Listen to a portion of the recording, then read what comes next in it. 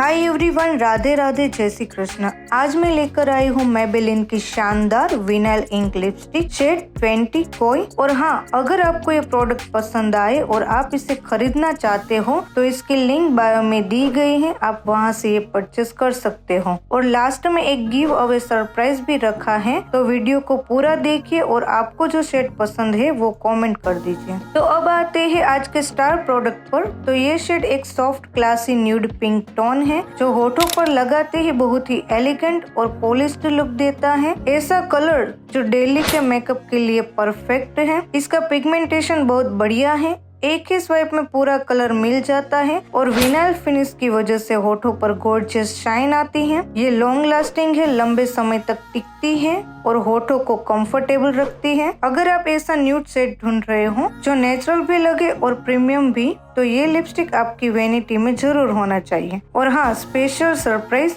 अगर इस वीडियो पर 500 कमेंट्स पूरे हो जाते हैं तो मैं 5 लकी विनर्स को ये लिपस्टिक गिव अवे करूंगी। तो जल्दी करो, कमेंट करो, लाइक करो, शेयर करो और द ब्यूटी टिप्स को सब्सक्राइब करो। तो मिलते हैं अगले रिव्यू में। धन्यवाद। जय सिया राम।